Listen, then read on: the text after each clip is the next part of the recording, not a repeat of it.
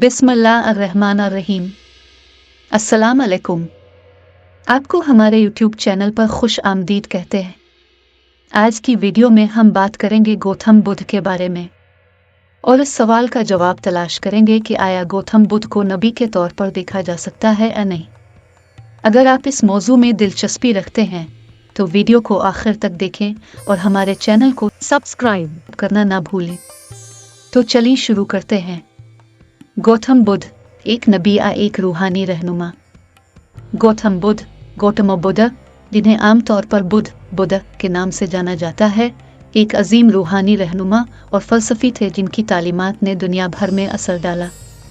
उनका असल नाम सिद्धार्थ गौतम था और वो 5 सदी कब्ल मसीह के दौरान हिंदुस्तान में पैदा हुए।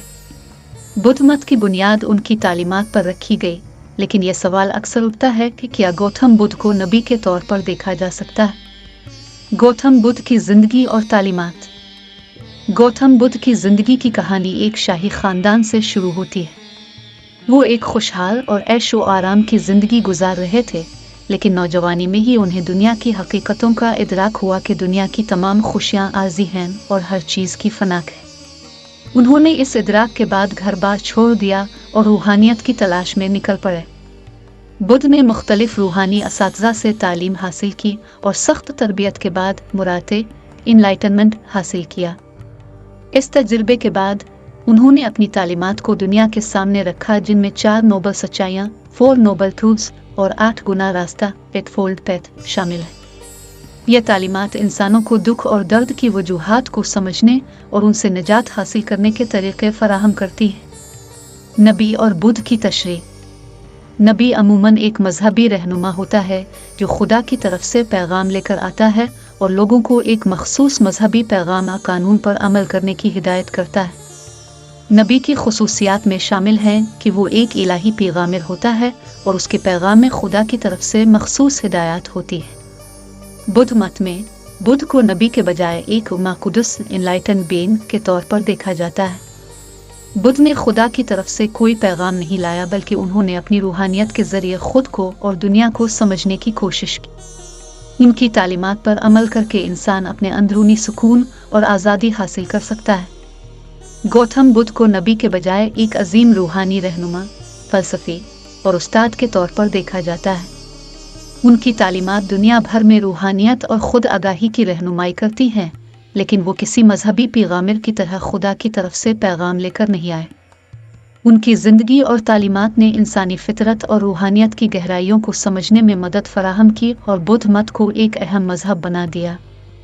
इस तरह गौतम बुद्ध को नबी की बजाय एक अजीम रूहानी रहनुमा के तौर पर समझना ज़्यादा मुनासिब है, जो अपनी तालीमात और फ़हम के ज़रिए लोगों को नजात की राह दिखाता है।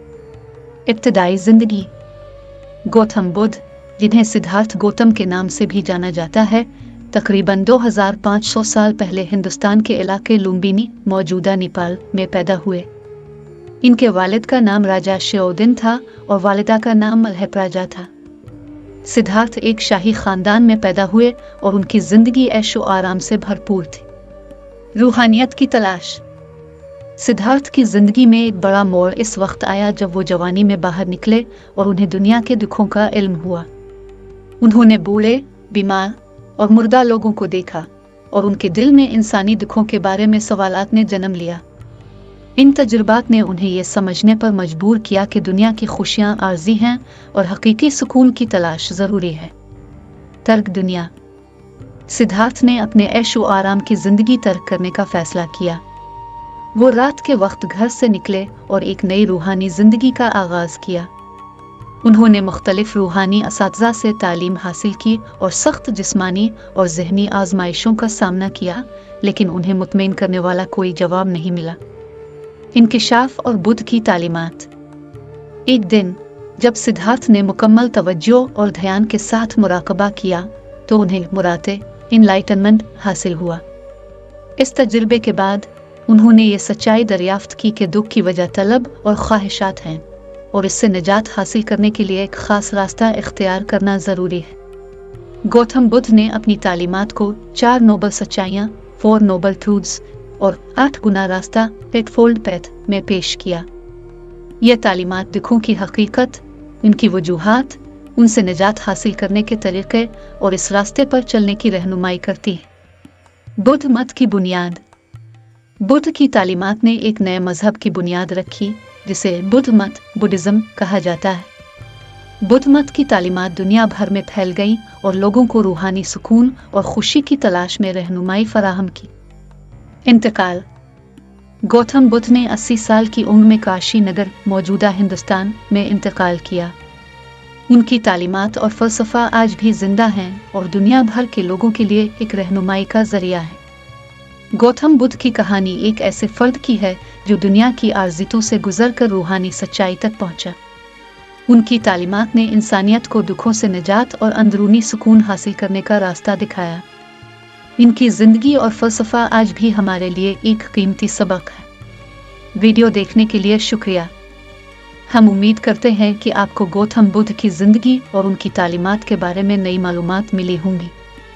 अगर आपको ये वीडियो पसंद आई हो तो बरा करम लाइक और शेयर करें और हमें कमेंट्स में अपनी राय से आगाह करें। मज़ीद दिलचस्प और मालूमाती वीडियोस के लिए हमारे चैनल को सब्सक्राइब करें और बेल आइकन दबाना ना भूलें ताकि आपको हमारे ताज़ा तरीन वीडियोस की इत्तला मिल सके। अल्लाह हाफिज़।